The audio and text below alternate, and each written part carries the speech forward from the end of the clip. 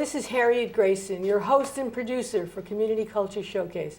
And it's certainly a hot one out there now. It is summertime here in the coastal part of Connecticut and Rhode Island. And we want to enjoy this wonderful weather. And we have some wonderful guests I have today talking about a wonderful charity. And then the other favorite thing for summer fun, beer. Beer, sun, and fun. Who could ask for more? So I'm very happy to have with me the guests from the Southern Rhode Island Volunteers. I have the secretary from the board of directors going to talk about a great charity event that is being held at Graysdale Brewery, which is down there in Westerly, Rhode Island, in an industrial part of town that has seen this explosive growth. I am so happy for them. I am so happy for the town of Westerly and for all those wonderful beer drinkers out there. This is the place that you need to go. So please welcome Jennifer and Donna. Hi. I'm happy to have you on my show. I'm going to give a shout out to the Graysdale for being a great community asset. Thank you. Shout out to Southern Rhode Island Volunteers for being a great organization.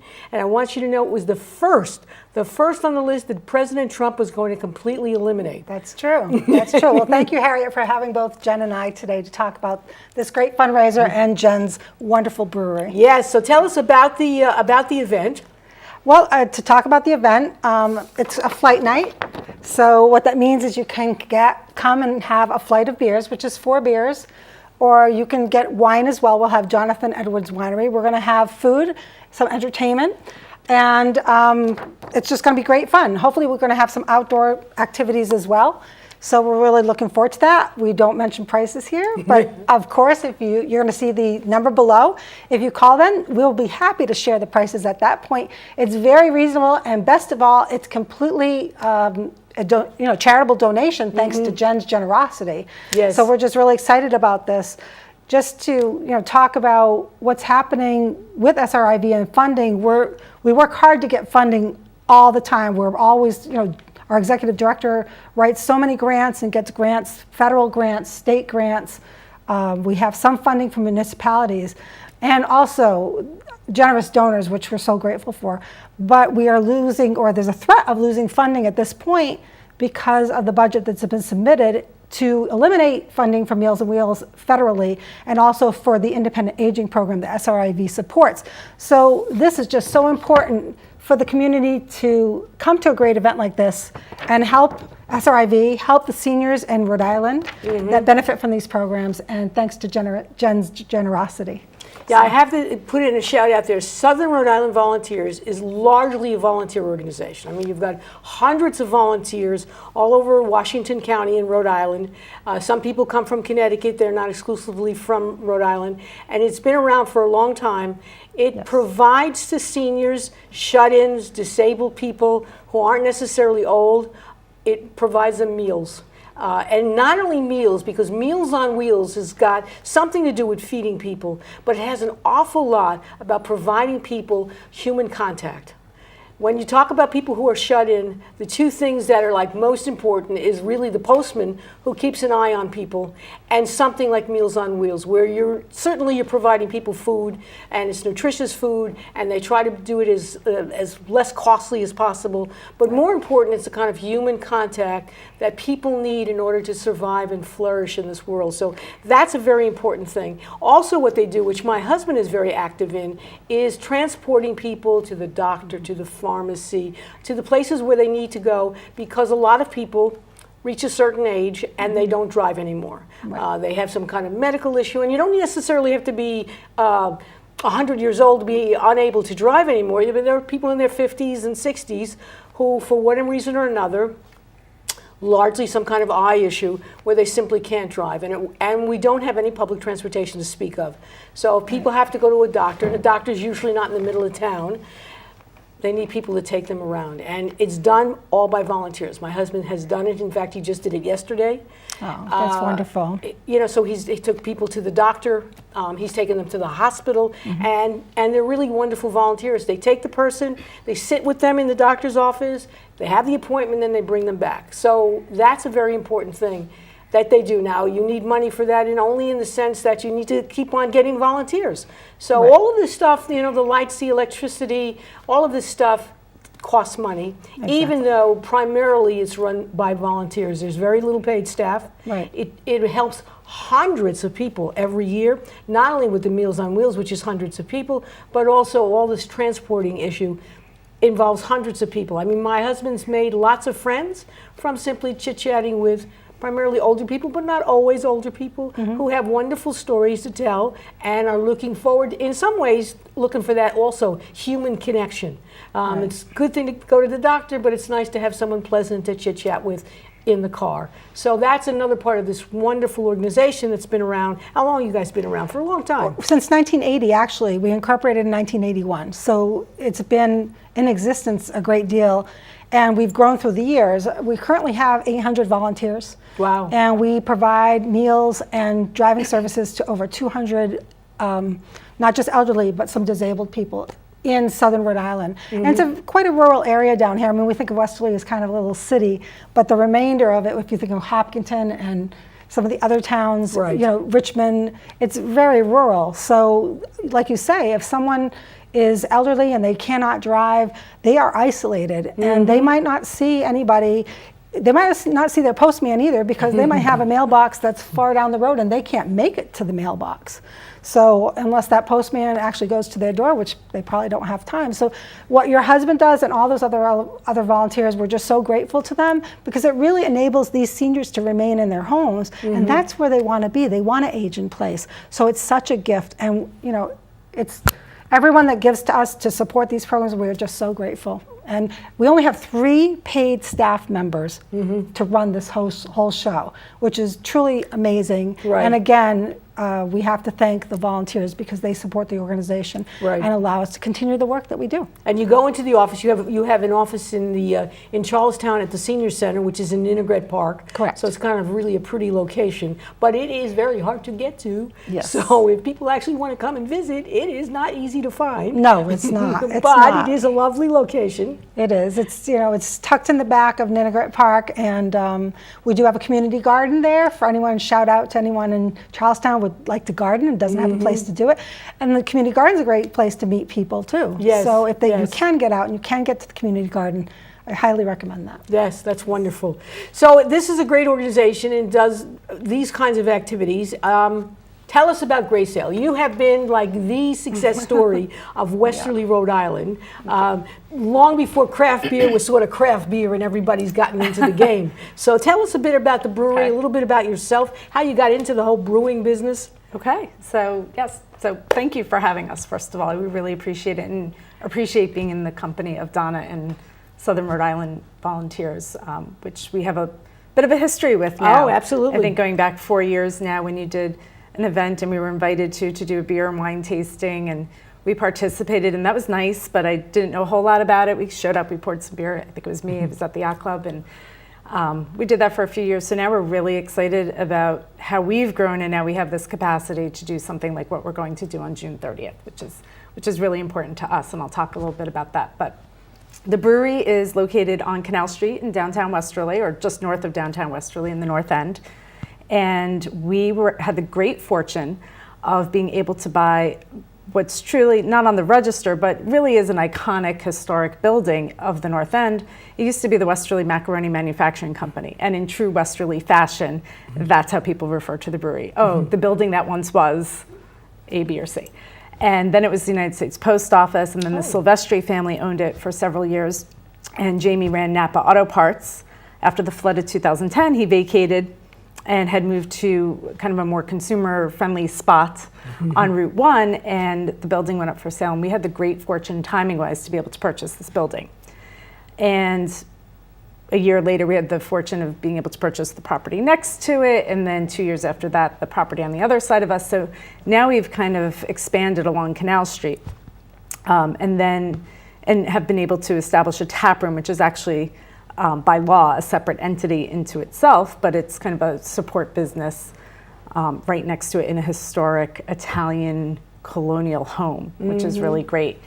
In addition, this year we're expanding the brewery. So we started in our first year in 2011. We were the second craft brewery in Rhode Island. There were about 4 brew pubs, and Newport Storm existed since 1999 actually. in Newport, and we were the second to enter. And now we are up to, I think the last count was 17 microbreweries or brew pubs in the state of Rhode Island, which is a tremendous amount of growth over 6 years. So again, we were the second one in 2011, and 11/11/11 was actually our first brew date, which happened to be Veterans Day. Yes. And as you know, with what we do with our Cheers for Charity and just being involved, that was pretty special to us. That was on Veterans Day that was Right. our first brew. So we started with a staff of two great guys who are still with us. And we've added on, we're up to a staff of 10 now. And we're adding on to the brewery. So in our first year, in brewery terms, we measure everything in barrels. Okay. So going way back in history, what a barrel of beer would be. And that's still the unit of measure really for our output. And the first year we sold about 900 barrels of beer, and we closed out 2016 with just under 7,000 barrels of beer. Wow. So we are expanding and really Amazing. doubling that capacity. So it's been an exciting time. That building extension is near completion. The weather was not kind to us this spring. Lots of rain. Yeah. So, but it is near completion, and we're really excited about that next chapter with our brewery. So we're a family-owned business, and we consider our staff to be our family as well. But Alan and I have 4 children. So when we started this business, part of, I guess, our loose business plan was the charitable component. And when it came to our charitable portion and our marketing portion, 2 very separate entities, but we really didn't go with a marketing strategy or plan. Our plan was grassroots. Our plan was social media, things like that. Small startup business, family business. We have the luxury of social media for advertising and things of that nature. Well, that was great. The other component for us was really just being as involved and as immersed as we possibly could with local charities. So we, as you know, when we get called upon, if we have the availability, we absolutely love to participate in all local charitable events, all not-for-profit organizations within the town of Westerly and then beyond, if we can expand it based on staffing and time and all of that. Right. We just absolutely, it's key for us to be involved in those things. Right. So it's key from the business perspective, but it's really key from the fact that we're not just business owners, we're parents. And what our 4 children and now their friends are exposed to as far as what we do is a great life lesson. So that one day those people who see that we're trying to give back, and that's part of being a responsible business owner to us, that we are given that ability because we've had tremendous support from our town. So it's really just giving back to the same people who have supported us since day one. Right. And it's a great relationship to foster and to grow. Sure. And then from our children's standpoint, they see what we're doing, they know what we're doing, and hopefully it's a lesson if we're doing this right as business owners and as parents, then it's a lesson that will stick with them, and they learn the importance, and then they will carry that forward, later on in their life when they have that ability. So it really is kind of multifaceted. It really, it all flows together, even though these are distinct entities, family, business, marketing, charity. But for us, they really all blend together, and it's kind of the fabric of every day, So that's been, like I said, pretty exciting. And we're excited about this event. So we started a program loosely. Again, it wasn't, we're a small business. We don't do anything Right. like You don't need to have the we don't, board of put a directors whole have a marketing meeting, plan right. out and say, hey, this is what we're doing. Very quietly, we just, said, hey, we do these events once a month. We open up the brewery. We let an organization come in. We don't get involved in the financing or anything. We say, come set up a table at the front. You do your advertising. We'll put it out on our social media. Our general customers who come in, maybe they'll want to participate, maybe they won't. It's up to them. And we let the organization really handle the finance part. We don't see any of it, and we really don't need to know any of it. Right. And we provide the flight beer within our legal limits as a brewery, and we go from there. If it's in the brewery, we offer guided tours. We let that group go down on the floor and poke around, which is something that you can't do every day. So it makes it a little bit more of a unique experience. And we started doing this, and month after month, and we had a lot of organizations or individual people great friends who were looking for something to help a friend who was going through cancer treatment. Okay. Who, yes, the medical bills were covered, but this person's now out of work, this person's a mom. How does she pay for everything else that the insurance doesn't cover? Gas just to get to and from treatments, 3 times a week or whatever it is. Sure. So we're fortunate, we just step in and, okay, well, let's do it here. And we have another woman who has been phenomenal. She's actually a cancer patient, unfortunately. She's still a cancer patient, who hosted an event, a year ago and is going to host another one. And she had left Rhode Island, but still feels this strong tie to Gloria Gemma, in Rhode Island, and loves to fundraise for them. So we're blessed that we get to participate. Right. And we have that ability. So over time, this program, loose program, got a name, and we call it Cheers for Charity. Okay. And it's just kind of the way we refer to it, that way with staff, if I just say we have a Cheers for Charity event, they don't even need to know who's coming in or what the organization is. They just need to know we have this event, this is how we run our events when we do Cheers for Charity. Right. And now we're fortunate we can do them at the brewery, which is a great rain plan, and a beautiful summer night. We can do them at the tap room, which again, separate property, separate entity, but it's right next door to the brewery, and with a beautiful courtyard and a fountain and bocce ball and some outdoor games and things like that. So, it's nice we get this kind of plan A and for a great summer Rhode Island night, and plan B, in the brewery where there's still points of interest for your guests to be able to see the brewery itself. And again, we do guided tours and we can talk through the history of the brewery, the history of the building. So whether you like beer or not, people come in and really just enjoy the story of the history of the North End. Right. It's a historic North End. It's got a lot of history, and we're very happy that we're representative of that now. So again, I keep in our story, it really comes back to we were so blessed to land on the location at the time and just really have all of these opportunities and this just geographic benefit. And the town of Westerly, you had said, we're great for the town of Westerly. Well, the town of Westerly has been fantastic for us. I cannot say enough positives, and we've had a great relationship, and with all the departments in Westerly, and they've been helpful, and we try to be as supportive again, but they are as well. Right. And it's made it so wonderful. So how did you guys get, because I don't believe that you're Rhode Island natives. We're not. So I'm from New Jersey. All right, so how did you get here? And then the second issue is, how'd you get into the brewery game? So my husband, Alan, was living in New Jersey working for a pharmaceutical company in 1998. He had been there for several years, and I had gotten transferred from one site to another, and I was an engineer in one of his factories, and we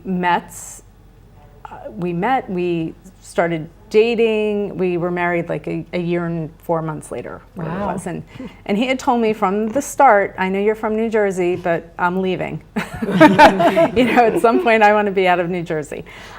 He's from central Pennsylvania, so New Jersey, love it, but it's crowded and it's fast paced, and it was the suburbs of Manhattan where we were. So it was Pacific Northwest or the Northeast, and my family's all in New Jersey. His is in Pennsylvania, so the Northeast made sense.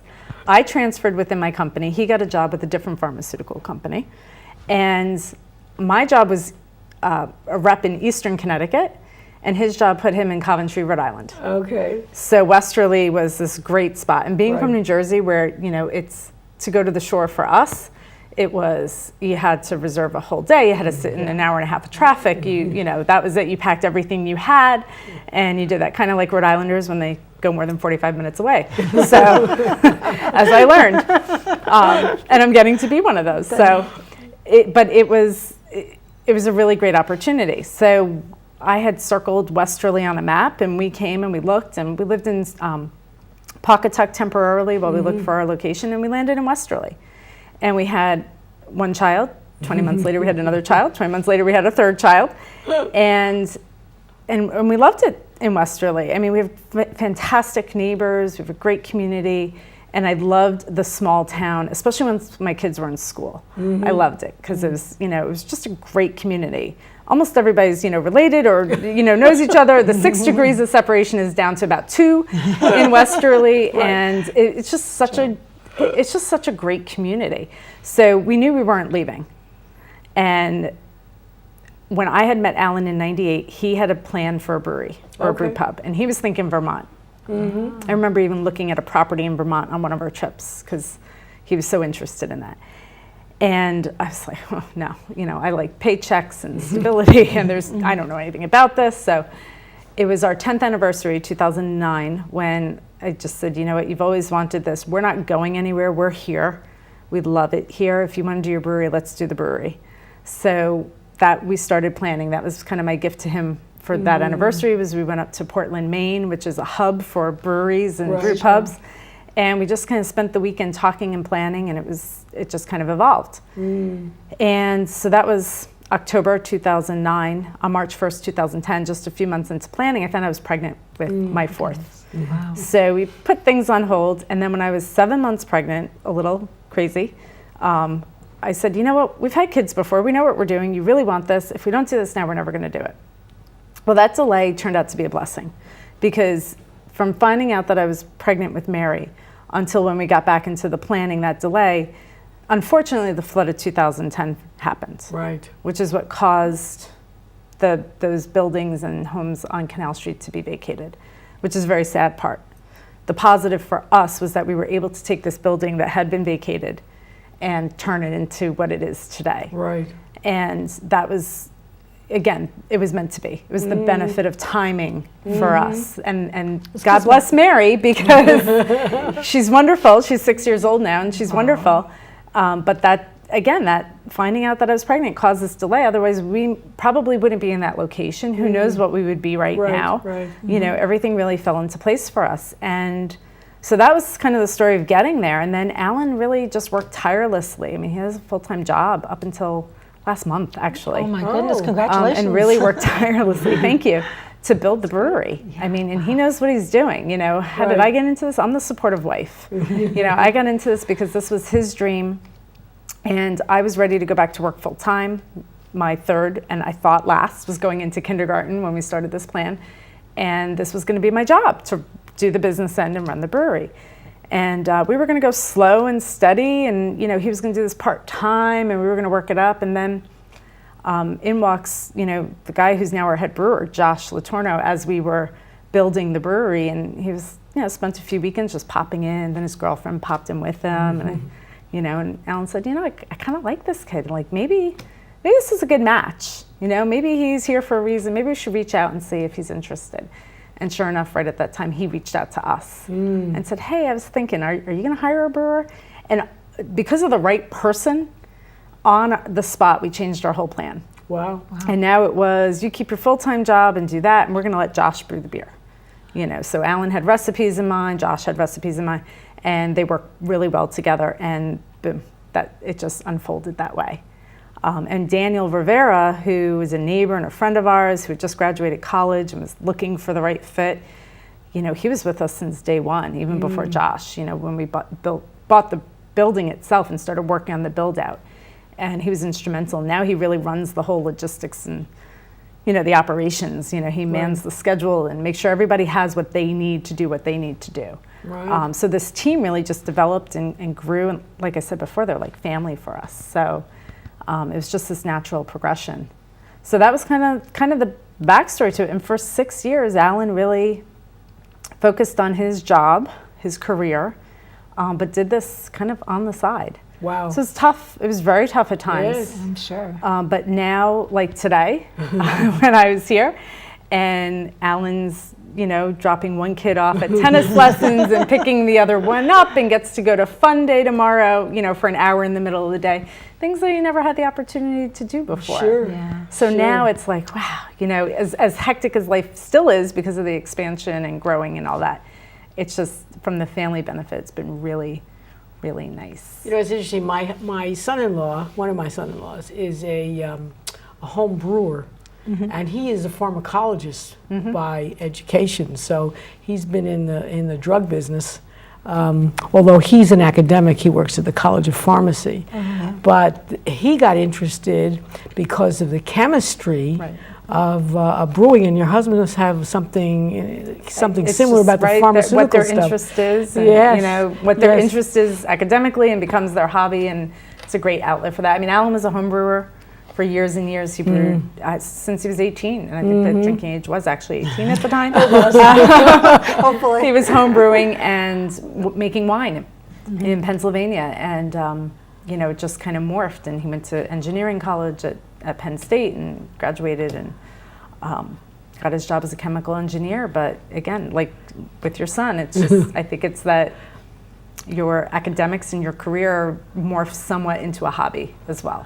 And the interesting thing is that when you think about breweries and brewers, I mean, my grandmother, who's gone now, maybe 87, she was from the old country, and she grew grapes in the backyard and used to make wine and all kinds of stuff like that. I mean, it was a kind of a tradition, whereas these new generation of vintners and brewers are these academically trained chemists and pharmacists and pharmacologists who are interested in just you know, if you add this, if you do that, what does it taste like? What does it do? Taking beer from Schlitz to show you how old I am, from Schlitz and Budweiser's even maybe even older, into this now cranberries, chocolate, all kinds of flavors. It's just this incredible evolution, and it's an evolution because you got a bunch of these, mostly men, but some women, I suppose,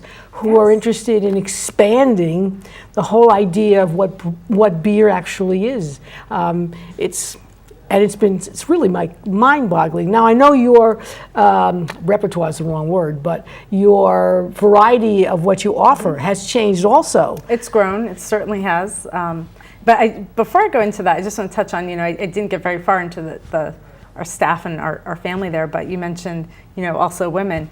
Our lead brewer is a female who started, you know, Michelle started just as a hobby, but wanting to be part of the business and, you know, really do more of the other stuff. But we started expanding at the same time that she joined us, and she was so interested, and she's so skilled. She really is, and she's currently going through her certification program to be a head brewer. Wow. So she really just has a phenomenal capacity, and she will be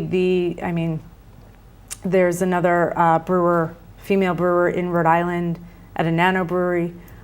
Michelle, you know, brews full production scale, you know, a 7,000 barrel brewery right now, and again, getting that certification and everything. And so we're really proud of that fact. You know, we didn't say we're going to go hire a female brewer. It just, organically happened. Right. Like everything has with us. And she's phenomenal and can do just as much as anybody else, I truly believe. So, and has that creative side to her as well. So I just wanted to touch on that. Oh, that's to go too wonderful. far into it. Yes, no, that's a great story. So when you started with what, one or two? So we started, one and then two very quickly. Yes. So we started with Flagship Ale, which is cream ale style. Which is still available. Which is still available, yes. And extremely popular in the summer as well. And it was something that Alan had said, you know what, craft beer, everything's very hoppy, everything's IPA based. We're gonna do something a little different. We're gonna start with a gateway beer to get people who want to be craft beer drinkers but don't think they really are, don't want to jump over to that high hop profile, and we're gonna brew something for them. And that's where Flagship Ale, you know, originated. So that was one of Alan's recipes, and we started with that. And it was only 3 months later that Flying Jenny, which is one of our most popular beers, still available. Yes. Yeah, and one of our most popular. It's an extra pale ale.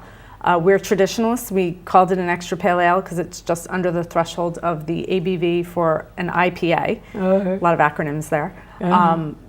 If it came out today, you know, people would probably say, oh, you should call it a session IPA. You know, it's an IPA style, but it's just under that alcohol 6% threshold. So those were the first two. And we had a winter seasonal, the smoked porter, which we call the Leaning Chimney Smoked Porter. We have a leaning chimney that we uncovered during our build out. And it's structurally sound, not functional, but it's a great part of our building. And when Josh said, we're going to do a smoked porter, I thought, oh, the leaning chimney, it all ties together. So that became the name. So most of our names, Flying Jenny, again, named for the sail, but we changed the G to a J because my name's Jennifer. Flagship just because we're Gray Sail Brewing and it was the first beer.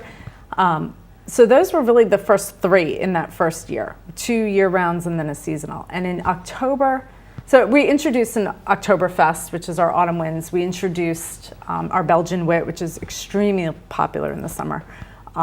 That's out from April until August or September, depending on when the bigger breweries set the mark for when we have to change over seasons, which seems to be earlier and earlier every year. But those, are seasonals in those 2 beers. And in October 2014, we really, that was a complete, boost for us, is we introduced the Captain's Daughter. Okay, which is still available. Oh, yes. And it will be a little bit more available, after this expansion. It's the beer we can't make enough of. Right, it's I heard the beer that. Distributors don't order. They just, when are you sending us what you have? Which has been great. And I should mention, we work in this distributor network where we send to point distributors. We don't sell directly to bars, restaurants, or liquor stores. We work directly with them, but we don't sell directly to them. And we have this great network of distributors. We are just, again, so blessed. Especially, with Rhode Island, our home state. I mean, they just, it's just been a great relationship from day one, and it's just grown so well. And we wouldn't be here where we are, really, without their support and their help, and their belief in us. And like I said, the Captain's Daughter, October 2014, we launched that, and really haven't had time to breathe with that one since. Right. And it's just grown and grown, and it's one of the biggest reasons really right now for our expansion, to the point where we couldn't make enough to keep Rhode Island and Eastern Connecticut, really our backyard area, our local area, supplied. So we actually had been distributing in Massachusetts and pulled out of Massachusetts for the most part, because we just couldn't thin it out as much as we would have needed to. We will, with this expansion, we will launch back into Massachusetts in August. And we're really excited about that. We have a great network of distributors who we've recently signed with, and we're really excited about that. But, again, always our backyard really is Eastern Connecticut up through the Hartford area. We have a phenomenal distributor, Rhode Distributing, up in the Hartford area. And we have a huge base. We talk about the tap room. Our visitors to the tap room, we track our data, and it's pretty consistent around the number of 82%. 82% of our traffic on any given Saturday, and again, it's percentage, so the absolute numbers increase tremendously over the summer months, but 82% are typically out of state. Really? And we're not talking Stonington, Connecticut, which is local. Really Hartford and out, Massachusetts, New Hampshire, New York, Vermont, Maine. So we're really getting a lot of traffic, and that's a great part of our relationship with downtown Westerly and with the beaches in the summer, is people come in and they'll come to our brewery, they'll come to see Beard in Stonington and Cottrell in Pawcatuck, and Cottrell's been around, I think, since '99 as well. I mean, that's got a great history there. And people will come and see all 3 breweries, and we get to direct people to where to go eat and where to spend the day, and or hotels to try, because they love the area, where they didn't plan accordingly. Right, exactly. So we kind of act as like this de facto tourist information you became the center. the tourist council. So, and that's okay. And that's okay. Yes, it's kind of we're part of the which is now the Ocean Community Chamber of Commerce, which again, another phenomenal organization that I feel very strongly about, and they really work to help the businesses and have been a huge advocate for us through our expansions, and our executive director being out there to support us in our growth and the story, and to really get the word out. And it works really well, and I think there's a benefit to the town with having these breweries local, because we're a tourist destination, and it doesn't matter if it's raining or sunny. You can still come to the brewery. Exactly. And so we have this Saturday when the beaches, I guess, had either shut down or people were just tired of sitting in traffic. I don't know how many people walked in through the tap room with their bathing suits on and everything because they're like, well, we got to kill time till the traffic dissipates, we can head back down.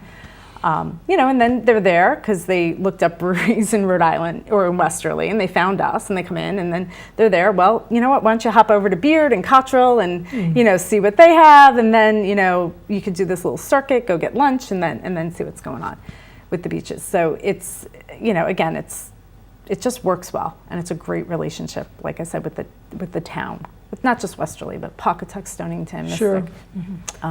Is there any thinking about making a restaurant? I have absolutely zero Interest? talent. Oh, well, that you know if you find talent, though. You can always find and buy talent. So, yeah. Yes. So there's a lot of kind of points to that. We're not restaurateurs, we're engineers that, we can make it. We have a great sales group that helps us get the word out. And like I said, our distributor network, that's been phenomenal. So we really got into it to be a production brewery. The taproom really fell into our laps. And it was part of this whole expansion plan. Our neighbor wanted to sell. We were kind of the right positioned buyer for that property. We've done a tremendous amount, as you know, with the property since to make it what it is. The previous owners had done a phenomenal job, maintaining the interior and restoring the interior of that house with its original features dating back to 1930, including the artwork. Talk about culture. We have original murals from the early 30s on these walls, which is phenomenal. We're committed to keeping them that way. And but it was perfect timing because we needed to expand the brewery. We knew we needed more capacity. But part of that is not having the general public in the brewery while you're running a canning line, or you're dry hopping a beer or doing anything like that. So this house that became available, again, with town support and town guidance on how to make this happen, we were able to, and community support, quite honestly, we were able to take that front end business, that consumer-focused business, direct consumer, and move it over to this taproom. Right. Again, we had to split it off. It's a separate business. There's, a little nuance to that, but we were able to do that, which enabled us then to expand within the brewery and expand our capacity for production. So really, again, I'm a broken record. It was perfect timing. It was just great fortune that we had that location, that geography, that ability. And that community support, which, again, we're talking, Southern Rhode Island volunteers, who rely completely on community support. Right, exactly. It really, I've learned a lot. I wasn't this way 6 years ago. I've learned a tremendous amount about how that community support really makes the wheels turn. Yes, and definitely. keeps everything, moving, climbing that hill. Right. So it's just, and to be part of that, like I said, has been fantastic. And we've got the beer that really hit it out of the park, and right. And you can have a great beer, but you've got to have people love your great beer and be loyal to your great beer, right? And we've really had the benefit of all of that. Well, that didn't happen by accident because you've been so supportive in the community. The community has turned around and said, not only is it a good beer, because as you say, there's lots of good beers out there. It's that you're a good beer, you're here in town and you've been a good citizen and you want to be a good citizen, so therefore let me, at a minimum, if I could choose 10 beers and this one's here and they've been doing this for the group, heck, let me go out and buy your stuff. And I find that the restaurants and the bowling alley, they're all and malted barley. Yep. I mean, these are people that support it. You go in there, oh yeah, we got 2 or 3 of theirs. And to get back to the whole restaurant thing, one of the reasons we close at 8 o'clock, one of the reasons we don't have a restaurant, aside from our, lack of talent in that area, is our bars and restaurants in Westerly have been phenomenal. And Stonington and Mystic, but you're talking about like right there, walking distance, to 84 Tavern and the Malted Barley and the Bridge and, Twisted Vine. I mean, you're right there. Flipside Bar, just opened there. Danny's. I mean, I could go on and on with this list, right? The Knickerbocker, the club, right? Literally, you could leave your car and walk around the corner. Exactly. Just Hilltop, right? I mean, doors down from us, leave your car at Grayson and take a walk down there at 8 o'clock if you'd like. they've been so phenomenal as far as support, and that's what we are. We're a production brewery.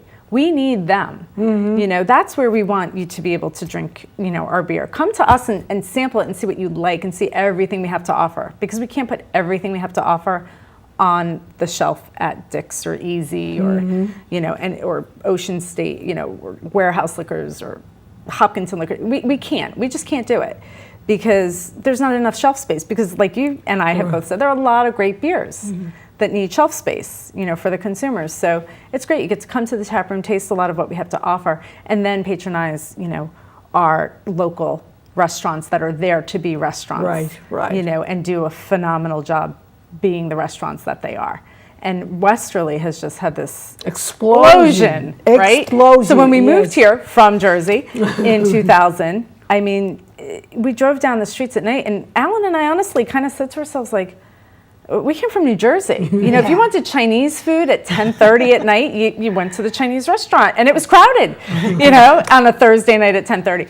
And now we're walking around from our apartment in Pawcatuck, walking downtown, nothing's open. And there are a lot of windows with nothing behind them. Right. And I was kind of like, maybe, like, did we make a mistake? Do we want to, you know, settle? And thank goodness, you know, that wasn't really the driver. The downtown wasn't the driver for us being in Westerly, but the change in downtown Westerly from 2000 to 2017, where now if I leave the brewery or tap room at 10 o'clock on a Saturday night after working and cleaning and everything, and you know, I'm stopping at every crosswalk downtown because people are going from place to place, and you know, they're out enjoying, and there are Connecticut plates and there are New York plates and even Jersey plates and Jersey, some Jersey plates, you know, come to see what we have to offer. But it's great, you know, and again, it's been this great. The town, I think, has been support. I can't speak for these businesses, but I think from what you see, you think the town has been supportive of this business growth. The chamber's been supportive. You know, all of these entities are really working very hard to grow the downtown, and it shows in what it's become. And now we have this bricks and murals project going on in the fall, which is, you know, what a great thing for the town, for both towns across the border. So it really. You know, again, the change has just been incredible. But on that restaurant front, you know, we want to be as supportive of these establishments as they have been for us. So you figure you can't do a better job than they can? Oh, absolutely not. So why? So let the you close your doors at 8 o'clock, and people can go ahead and eat out till 10, 11, 12 o'clock. We did help support, and we're very proud of it. Is John Tedeschi, who's the local high school art teacher, lives in Stonington, works at Westerly High School. Always wanted to be a pizza maker, basically, right? But didn't really want to do the whole restaurant thing and the hours thing, you know, all that.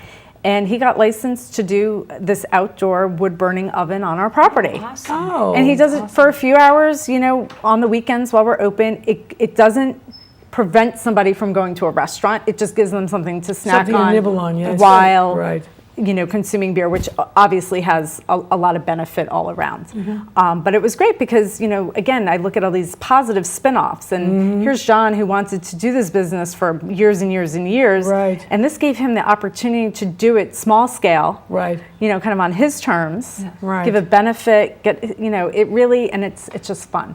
So we love being able to support things like that. So there's the Cheers for Charity, there's, you know, his small business that got off the ground, and again, without detracting from anything else, but hopefully augmenting really everything surrounding us. And right most now, of those pizza places in town don't sell beer. A lot of them do, actually. I got to tell you, but Vitrano's and, you know, pizza place, you know, right down, have been great supporters, you know, and it's just been, again, it's just been this really great dynamic that I think has exploded, you know, in the town. And we're just, like I said, so fortunate to be a part of, you know, a spoke in that wheel, basically. I think that a lot of stuff happened in town in terms of getting together and people starting to talk to one another. Was happened in 2010 was in fact those floods. And then of course in 2012 was Storm Sandy, which did an incredible amount of damage. And so now all of a sudden government, business, the chamber, It's time to work together to try to promote the stuff that's going on. And think about those two things, right? So 2010 really impacted the river areas, right? So it impacted the North End. It impacted downtown. It impacted Bradford tremendously, I have right? 3 feet of water in my basement. Right. So it really, the inland part, it really, and then sand, and the beaches were so supportive. Those beach entities, establishments were so supportive. It was March. They were ramping up, getting ready to start for the season. They were very supportive. It was actually close to April, right? It was the end of March. In like March 31st. March 30th or 31st, right before that Easter weekend it was that year.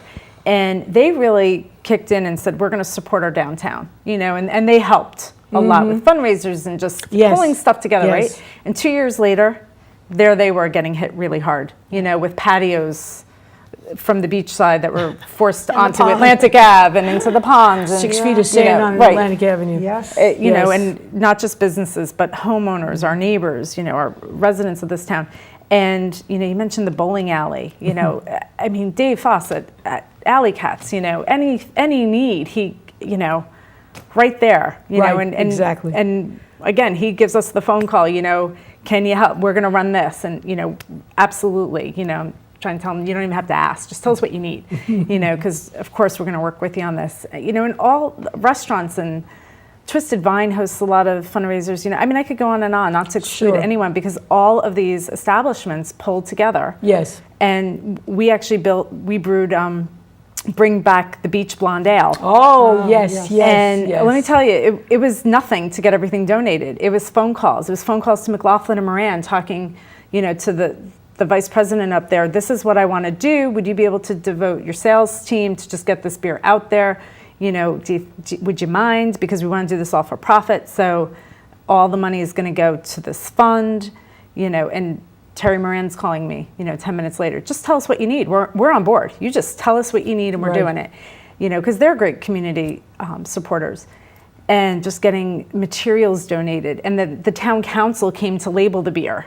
Wow. We had town council members and Lisa Kinnicky from the chamber and all these people were in the brewery on a snowy February morning hand labeling, hundreds of cases of beer that went out to, and then the liquor stores said, of course we're going to put it right on display and sell this, and they did. And then restaurants took it on draft and sold it. And again, all of this went to that fund. But it wasn't just us. It's like that beer project really took all of the liquor stores, all of the restaurants that put it on. And I don't think anybody said no. I think we ran out of the draft before, we could even fill up every tap line that we were able to get for that. And again, it was the northern part of the town coming together for that. So, you reference those two, really awful, hard-hit times for those two communities. But you saw people talking together and realizing that those downtown businesses, they need those beaches up and running. Absolutely. They need them up and running. I mean, they want to help because they know them, and we're a small community to begin with, but they need them up and running. And those beaches, they need the restaurants downtown, so that everybody comes to this town, spends a week, and really enjoys themselves and we have a lot to offer. So I just think it's been, like you said, people started talking.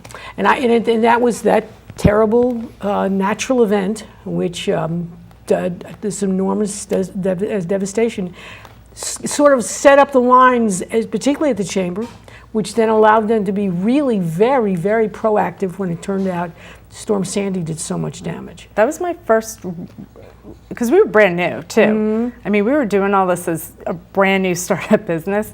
That was my first real exposure to what the chamber was capable of. Not all, that chamber. That chamber, yes. That chamber. I will say my chamber. I am very proud to be part of that.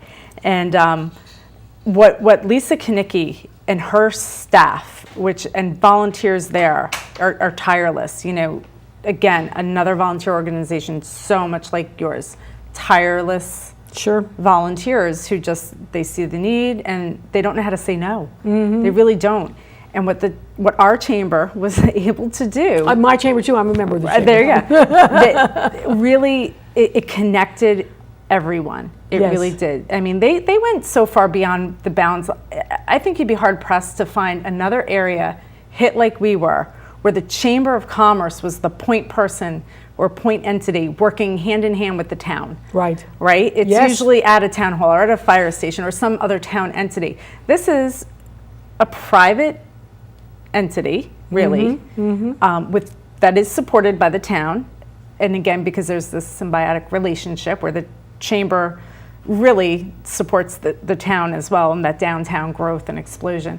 You know, it's this great relationship of support. Right. And yeah, I mean, that was my first exposure to them, and I was just very motivated. That's what really kicked us into saying, you know, we want to be more involved in this chamber, because they just did And then they helped work that I never activate thought they could do. The Downtown Business Association, which I Everything, think yep. the president is from the guy from the Malted Barley. Yes, and then, of Colin course, was, there's, yep. And there's the Musqueamica Beach Association with Caswell Cook. Yep. So, and they sort of all work together because, listen, come October, nobody's at the beach.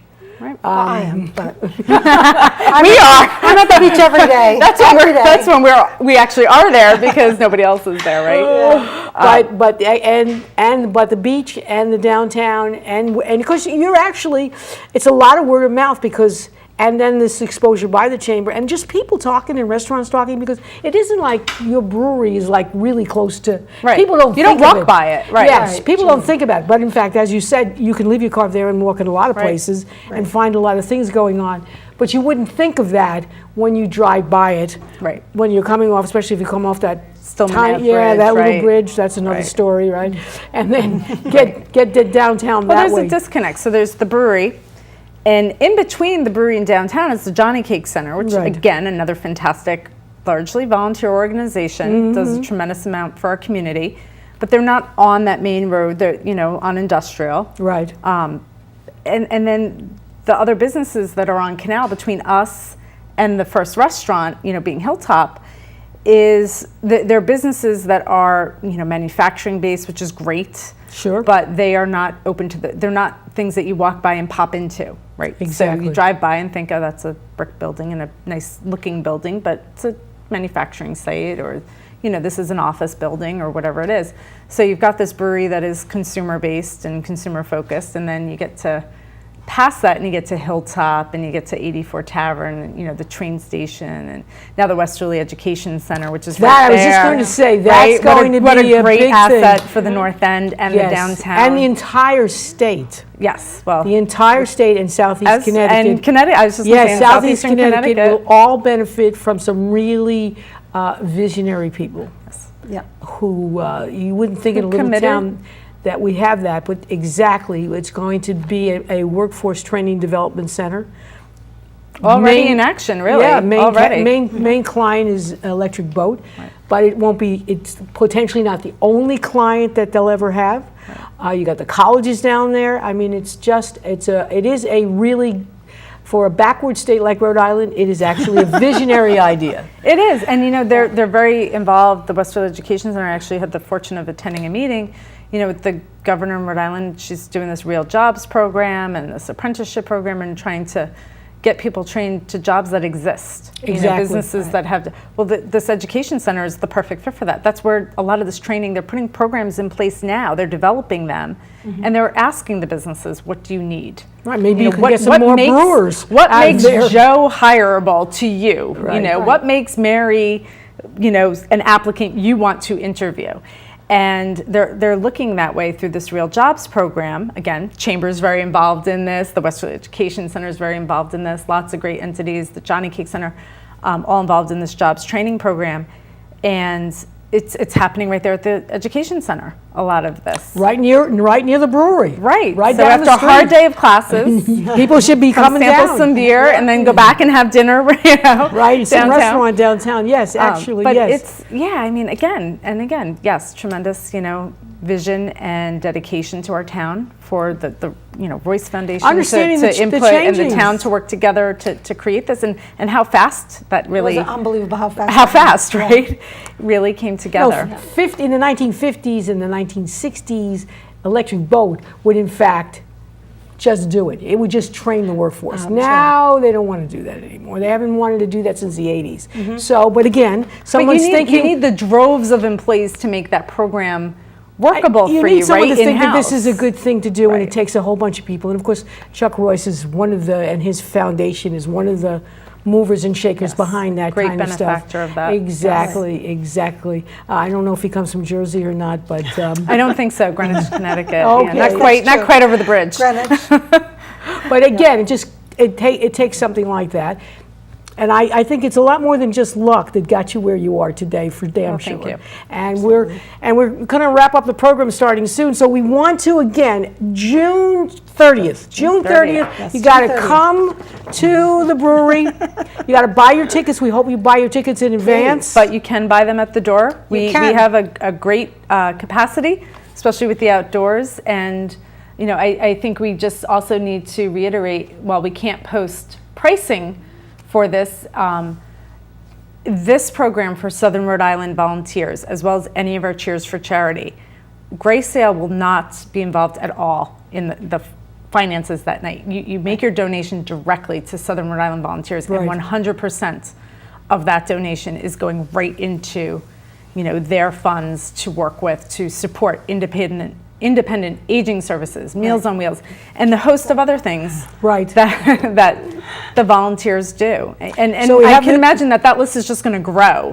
We certainly what hope the so. services And if are.